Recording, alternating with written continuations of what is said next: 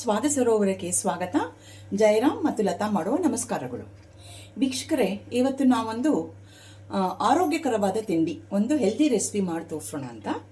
ಅದೇನಿಲ್ಲ, ಅದು ಸೋರೆಕಾಯಿ ಇಡ್ಲಿ. ಆ ಸೋರೆಕಾಯಿ ಇಡ್ಲಿ ಮಾಡೋಕ್ಕೆ ನಾನು ಇಷ್ಟು ಪದಾರ್ಥಗಳು ಇಟ್ಕೊಂಡಿದ್ದೀನಿ. ಇಡ್ಲಿ ರವೆ ಇಟ್ಕೊಂಡಿದ್ದೀನಿ, ಒಂದು 3/4 ಪಾವಷ್ಟು ಇಡ್ಲಿ ರವೆ. ಮೊಸರು ಇಟ್ಕೊಂಡಿದ್ದೀನಿ, ಸ್ವಲ್ಪ ಹುಳಿ ಬಂದಿರೋ ಮೊಸರು, ಅಗತ್ಯಕ್ಕೆ ಎಷ್ಟು ಬೇಕತ್ತೋ ಅಷ್ಟು ಬಳಸ್ಕೊಳ್ಳೋಣ. ಮತ್ತು ಭಾಳ ಮುಖ್ಯವಾಗಿ ನಾವು ಸೋರೆಕಾಯಿ ಮಾಡ್ತಿರೋದ್ರಿಂದ ಒಂದು ಸೋರೆಕಾಯಿ ಇಟ್ಕೊಂಡಿದ್ದೀನಿ. ಕರಿಬೇವು ಮತ್ತು 1 ಟೀ ಸ್ಪೂನಷ್ಟು ಕಡಲೆಬೇಳೆ, 1 ಟೀ ಸ್ಪೂನಷ್ಟು ಹೆಸರುಬೇಳೆ. ಇದೆರಡನ್ನು ಒಂದು ಅರ್ಧ ಗಂಟೆ ಕಾಲ ನೆನೆಸಿಟ್ಟಿದ್ದೀನಿ ನಾನು. ಈಗ ನೆನೆಸಿಟ್ಕೊಂಡಿದ್ದೀನಿ ಆಲ್ರೆಡಿ. ಇದನ್ನು ಈಗ ತೆಗೆದು ಬಿಡ್ತೀನಿ, ಇದನ್ನು ಉಪಯೋಗಿಸ್ಕೊತೀನಿ. ಮತ್ತು ಕರಿಬೇವು ಇಟ್ಕೊಂಡಿರೋ ಹಾಗೆ ಸ್ವಲ್ಪ ಕೊತ್ತಂಬರಿ ಸೊಪ್ಪು, ಒಂದು 3 ಟೇಬಲ್ ಸ್ಪೂನಷ್ಟು ಫ್ರೆಶ್ ತೆಂಗಿನಕಾಯಿ ತುರಿ, ಸ್ವಲ್ಪ ಸಾಸಿವೆ, ಒಂದೇ ಒಂದು ಮೆಣಸಿನ್ಕಾಯಿ ಚಿಕ್ಕದಾಗಿ ಹೆಚ್ಚಿಟ್ಟಿರೋದು, ರುಚಿಗೆ ತಕ್ಕಷ್ಟು ಉಪ್ಪು ಮತ್ತು ಎಣ್ಣೆ. ಈಗ ಮೊದಲಿಗೆ ಈ ಸೋರೆಕಾಯಿ ಕಟ್ ಮಾಡಿಕೊಂಡು ಸಿಪ್ಪೆ ತೆಗೆದು ಒಳಗಡೆ ಬೀಜ ಹೇಗಿದೆ ನೋಡಿಕೊಂಡು ಬಲ್ತಿದ್ರೆ ತೆಗೆದುಬಿಟ್ಟು ಆಮೇಲೆ ಇದನ್ನು ತುರ್ಕೊಂಡು ಬರ್ತೀನಿ. ತುರ್ಕೊಂಡು ಬಂದ ಮೇಲೆ ಮತ್ತೆ ಮುಂದೆ ಮಾಡೋ ಕ್ರಮ ತೋರಿಸ್ತೀನಿ. ಈಗ ಮೊದಲಿಗೆ ಸೋರೆಕಾಯಿ ಹೆಚ್ಕೊಂಡ್ಬಿಡೋಣ. ಇದನ್ನು ತೊಟ್ಟು ಮೊದಲು ತೆಗೆದುಬಿಡೋಣ. ನಾನು ದೊಡ್ಡದಾಗಿದೆ ಸೋರೆಕಾಯಿ. ಫಸ್ಟು ಒಂದು ಅರ್ಧದಷ್ಟು ತೊಗೊಂಡು ನೋಡ್ತೀನಿ ಹೇಗಿದೆ ಅಂತ.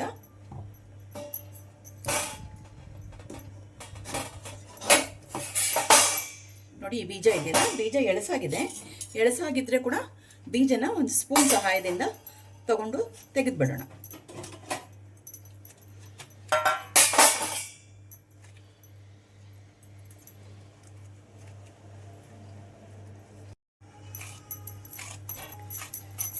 ಇದು ಸೋರೆಕಾಯಿ ಎಳಸಾಗಿದೆ, ಸೊ ಸಿಪ್ಪೆ ಸಮೇತ ತುರ್ಕೋಬಹುದು.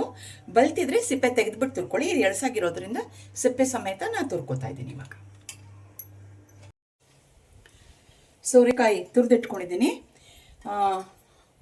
ಆಲ್ಮೋಸ್ಟ್ 1 ಬಟ್ಲಷ್ಟು ಬಂದಿದೆ. ಈ ಬಟ್ಲಲ್ಲೇ ನಾನು ಇಡ್ಲಿ ರವೆ ತೊಗೊಂಡಿದ್ದೆ, ಅದನ್ನು ಇವಾಗ ಈ ಬೇಸಿನ್ಗೆ ಹಾಕ್ಕೊಂಡಿದ್ದೀನಿ. ಈಗ ಇದೇ ಬೇಸಿನಿಗೆ ಈ ಸೋರೆಕಾಯಿ ಏನು ತುರಿದಿಟ್ಕೊಂಡಿದ್ದೀನ, ಸಿಪ್ಪೆ ಸಮೇತ ತುರಿದಿದ್ದೀನಿ, ಅದನ್ನು ಹಾಕೊಂಡ್ಬಿಡೋಣ. ಹಾಕೊಂಡ್ಬಿಟ್ಟು ಸ್ವಲ್ಪ ಚೆನ್ನಾಗಿ ಮಿಕ್ಸ್ ಮಾಡಿಬಿಡೋಣ. ಇದನ್ನು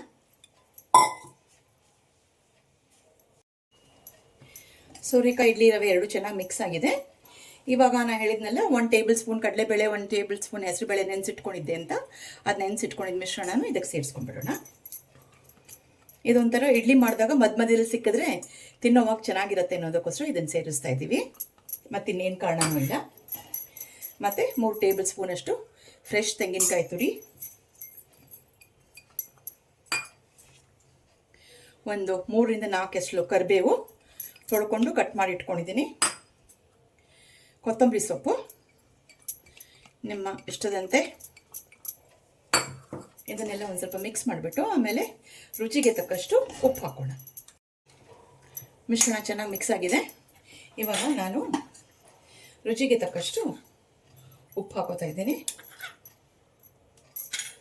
ಮತ್ತು ಇದಕ್ಕೆ ನಾನು ಸಿಂಪಲ್ಲಾಗಿ 1 ಟೀ ಸ್ಪೂನ್ ಎಣ್ಣೆಗೆ ಸ್ವಲ್ಪ ಸಾಸಿವೆ ಮತ್ತು ಚಿಕ್ಕದಾಗಿ ಹಸಿಮೆಣಸಿನ್ಕಾಯಿ ಕಟ್ ಮಾಡಿ ಇಟ್ಕೊಂಡಿದ್ನಲ್ಲ, ಅದನ್ನ ಇಟ್ಕೊಂಡಿದ್ದೀನಿ. ಅದ್ರ ಒಗ್ಗರಣೆನೂ ಇದಕ್ಕೆ ಇವಾಗ ಸೇರಿಸ್ಬಿಡ್ತೀನಿ. ಒಗ್ಗರಣೆ ಮಾಡಿ ಇಟ್ಕೊಂಡಿದ್ದೆ, ಸ್ವಲ್ಪ ಈಗ ಆರಿದೆ, ಅದನ್ನು ಇದಕ್ಕೆ ಸೇರಿಸ್ಬಿಡ್ತೀನಿ. ಸೇರಿಸ್ಬಿಟ್ಟು ಮತ್ತೆ ಮಿಕ್ಸ್ ಮಾಡಿಬಿಟ್ಟು ಮತ್ತು ಮೊಸರು ಇಟ್ಕೊಂಡಿದ್ನಲ್ಲ, ಮೊಸರು ಇದು ಎಷ್ಟು ಹಿಡಿಯುತ್ತೋ ಅಷ್ಟು ನೋಡಿಕೊಂಡು ಮೊಸರು ಹಾಕಿ ಮಿಕ್ಸ್ ಮಾಡಿ ಒಂದು ಅರ್ಧ ಗಂಟೆ ಕಾಲದಿಂದ 3/4 ಗಂಟೆ ಕಾಲದೊಳಗೂ ಇದು ಊರಬೇಕು.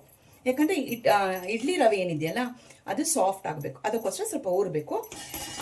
ಒಂದೇ ನಿಮಗೆ ಟೈಮ್ ತೊಗೊಳ್ಳೋದು. ಅದು ಬಿಟ್ಟರೆ ನಿಮಗೇನು ಉದ್ದಿನಬೇಳೆ ಅಕ್ಕಿ ನೆನೆಸಿಡ್ಬೇಕಪ್ಪ, ರುಬ್ಬೇಕಪ್ಪ, ಅದೆಲ್ಲ ಏನೂ ಇಲ್ಲ. ದಿಢೀರಂತ ನಿಮ್ಮಲ್ಲಿ ಸೋರೆಕಾಯಿ ಬಂದರೆ ತಕ್ಷಣ ಒಂದು ಅರ್ಧ 3/4 ಗಂಟೆ ಕಾಲದೊಳಗೆ ಈ ಸೋರೆಕಾಯಿ ಇಡ್ಲಿನ ಮಾಡ್ಬೋದು. ಇದು ಬಹಳ ಹೆಲ್ತಿ ರೆಸಿಪಿ, ವೆಜಿಟೇಬಲ್ಸ್ ಇರುತ್ತೆ. ಇಂಥ ಹೆಲ್ತಿ ರೆಸಿಪಿ ತೋರಿಸ್ತಿರ್ಬೇಕಾದ್ರೆ ಯಾರೇ ಸಬ್ಸ್ಕ್ರೈಬ್ ಆಗದೆ ನೋಡ್ತಿದ್ದೀರೋ ದಯವಿಟ್ಟು ಎಲ್ಲರೂ ಸಬ್ಸ್ಕ್ರೈಬ್ ಆಗಿ, ಮತ್ತು ಲೈಕು ಶೇರ್ ಮಾಡಿ, 4 ಜನರಿಗೆ ಹೇಳಿ ನಮಗೆ ನಿಮ್ಮ ಸಪೋರ್ಟ್ ತೋರಿಸಿ. ಇವಾಗ ಇದಕ್ಕೆ ಮೊಸರು ಹಾಕೋತಾ ಇದ್ದೀನಿ. ಸ್ವಲ್ಪ ಗಟ್ಟಿಯಾಗೆ ಕಲಿಸ್ತೀನಿ ಮೊದಲು, ಆಮೇಲೆ ಬೇಕಾಯ್ತು ಅಂದರೆ ಮತ್ತೆ ಮೊಸರು ಹಾಕೋತೀನಿ. ಮೊಸರು ಹಾಕಿ ಕಲಿಸ್ಕೊಂಡಿದ್ದೀನಿ. ಇದನ್ನು ಒಂದು 1/2 hour to 40 minutes ಸ್ವಲ್ಪ ಊರಕ್ಕೆ ಬಿಟ್ಬಿಡೋಣ. ಓಕೆ, ಇದನ್ನು ಮುಚ್ಚಿಡ್ತೀನಿ. ಮತ್ತು ಈ ಕಡೆ ನಾನು ಇದಕ್ಕೆ ಚಟ್ನಿಗೆ ರೆಡಿ ಮಾಡ್ಕೊಂಡಿದ್ದೀನಿ. ಚಟ್ನಿಗೆ ಕಡಲೆಬೇಳೆ ಮತ್ತು ಪುದೀನ ಹಾಕ್ಕೊಂಡಿದ್ದೀನಿ. ಕಡಲೆಬೇಳೆ ಜೊತೆಗೆ 1-2 ಹಸಿ ಮೆಣಸಿನ್ಕಾಯಿ, 3 ಬ್ಯಾಡಗಿ ಮೆಣಸಿನ್ಕಾಯಿ, ಪುದೀನ ಎಲ್ಲ ಆ ಎಣ್ಣೆನಲ್ಲಿ ಸ್ವಲ್ಪ ಹುರ್ಕೊಂಡು ಸ್ವಲ್ಪ ತಣ್ಣಗಾಗಲಿ ಅಂತ ಇಟ್ಕೊಂಡಿದ್ದೀನಿ. ಇದು ಮತ್ತು ಒಂದು ಅರ್ಧ ಹೋಳಷ್ಟು ದಪ್ಪ ತೆಂಗಿನಕಾಯಿ ಇತ್ತು, ಅರ್ಧ ಹೋಳಷ್ಟು ತೆಂಗಿನಕಾಯಿ ತೊಗೊಂಡಿದ್ದೀನಿ. ಇದನ್ನೆಲ್ಲ ಸ್ವಲ್ಪ ಹುಣಸೆ ಹಣ್ಣು ಹಾಕ್ಕೊಂಡಿದ್ದೀನಿ. ಇದಕ್ಕೆ ಹುಣಸೆ ಹಣ್ಣು ಮತ್ತು ಪುದೀನ, ಕಡಲೆಬೇಳೆ, ಹಸಿ ಮೆಣಸಿನ್ಕಾಯಿ, ಕೆಂಪು ಮೆಣಸಿನ್ಕಾಯಿ ಮತ್ತು ಅರ್ಧ ಹೋಳು ತೆಂಗಿನಕಾಯಿ ತೊಗೊಂಡಿದ್ದೀನಿ. ಇದನ್ನೆಲ್ಲ ಸ್ವಲ್ಪ ರುಬ್ಕೊಂಡು ಬರ್ತೀನಿ.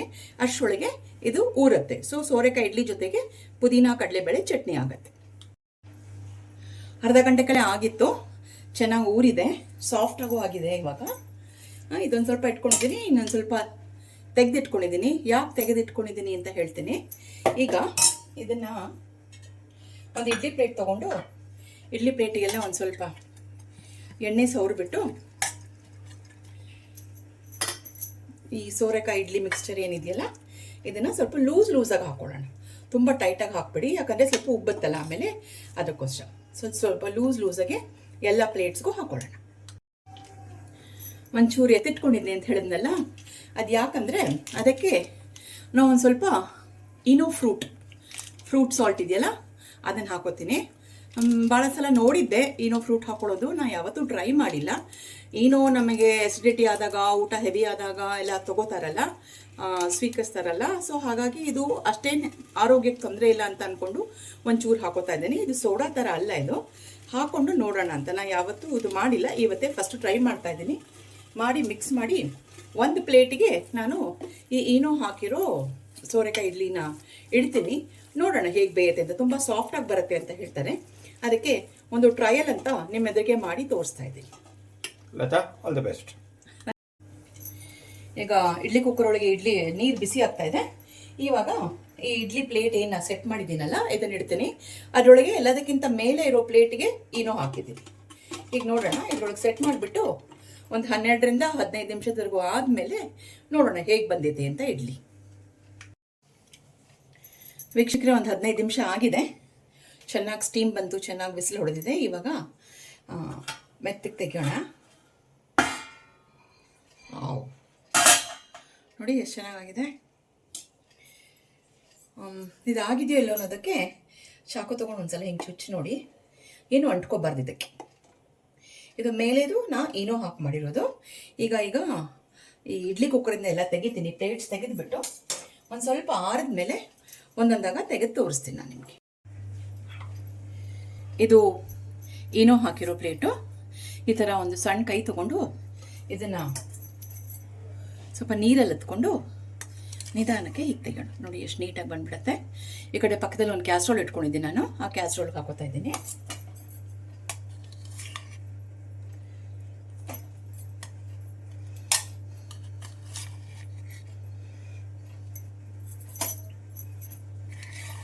ಇನ್ನೂ ಇಲ್ದಿರೋದು ತೆಗೆದು ನೋಡೋಣ ಇವಾಗ. ಇದು ಏನೋ ಹಾಕದೇ ಇರೋದು, ಅದಕ್ಕೂ ಇದಕ್ಕೂ ಏನು ವ್ಯತ್ಯಾಸ ಇದೆ ಅಂತ ನೋಡೋಣ. ಸೆಪ್ರೇಟಾಗಿ ಇಟ್ಕೋತಾ ಇದ್ದೀನಿ.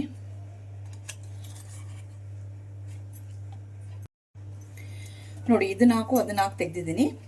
ಇದು ಏನೋ ಹಾಕಿರೋ ಇಡ್ಲಿ. ಓಕೆ, ಇದು ನೋಡೋಣ. ಹೀಗೆ ಸಾಫ್ಟ್ ಸ್ಪಾಂಜಿಯಾಗಿ ಬಂದಿದೆ ಏನೋ ಹಾಕಿರೋ ಇಡ್ಲಿ. ಇದು ಏನೋ ಹಾಕಿಲ್ದಿರೋ ಇಡ್ಲಿ. ಇದೇನಾಗಿದೆ ನೋಡೋಣ. ಇದು ಅಷ್ಟು ಸ್ಪಾಂಜಿಯಾಗಿ ಬಂದಿಲ್ಲ, ಸ್ವಲ್ಪ ಗಟ್ಟಿಯಾಗಿ ಬಂದಿದೆ. ಸೊ ಇದೊಂದೇ ವ್ಯತ್ಯಾಸ. ಏನೋ ಹಾಕಿದ್ರೆ ನಿಮಗೆ ಸ್ವಲ್ಪ ಜಾಸ್ತಿ ಸ್ಪಾಂಜಿಯಾಗಿ ಬರುತ್ತೆ, ಫ್ಲಫಿಯಾಗಿ ಬರುತ್ತೆ. ಇದೊಂದು ಸ್ವಲ್ಪ ಗಟ್ಟಿಯಾಗಿ ಬರುತ್ತೆ. ಇದು ಸ್ವಲ್ಪ ಪೋರಸ್ ಆಗುತ್ತೆ, ಅದಷ್ಟು ಪೋರಸ್ ಆಗೋದಿಲ್ಲ. ಅದು ಒಂದೇ ವ್ಯತ್ಯಾಸ. ಅದು ಬಿಟ್ಟರೆ ಬಾಕಿ ಎಲ್ಲ ಪ್ರಾಬಬ್ಲಿ ಟೇಸ್ಟ್ ಎಲ್ಲ ಹಾಗೆ ಇರುತ್ತೆ ಅನಿಸುತ್ತೆ. ಇದಾಗ ಚಟ್ನಿನೂ ರೆಡಿ ಮಾಡಿ ಇಟ್ಕೊಂಡಿದ್ದೀನಿ ನಾನು. ನೋಡಿ, ಹೇಳಿದ್ನಲ್ಲ ಅವಾಗ ಪುದೀನ ಕಡಲೆಬೇಳೆ ಚಟ್ನಿ ಅಂತ. ಈಗ ಎರಡನ್ನು ಪ್ಲೇಟ್ ಮಾಡಿ ತೋರಿಸ್ತೀನಿ ನಿಮಗೆ. ಸೋರೆಕಾಯಿ ಇಡ್ಲಿ, ಅದ್ರ ಮೇಲೆ ಒಂದು ಸ್ವಲ್ಪ ತುಪ್ಪ ಮತ್ತು ಪಕ್ಕದಲ್ಲಿ ಕಡಲೆಬೇಳೆ ಪುದೀನ ಚಟ್ನಿ ರೆಡಿಯಾಗಿದೆ. ಸುಲಭವಾಗಿ ಮಾಡ್ಕೋಬೋದು. ವೀಕ್ಷಕರೇ, ನೀವು ಎಲ್ಲ ಟ್ರೈ ಮಾಡಿ ಹೇಗೆ ಬಂತು ಅಂತ ತಿಳಿಸಿ. ಇಷ್ಟು ಹೇಳಿ ನಾವು ವಿಡಿಯೋ ಮುಗಿಸ್ತಾ ಇದ್ದೀವಿ. ಮುಂದಿನ ವಿಡಿಯೋಲಿ ಸಿಗೋಣ. ಅಷ್ಟವರೆಗೂ ನಮಸ್ಕಾರಗಳು.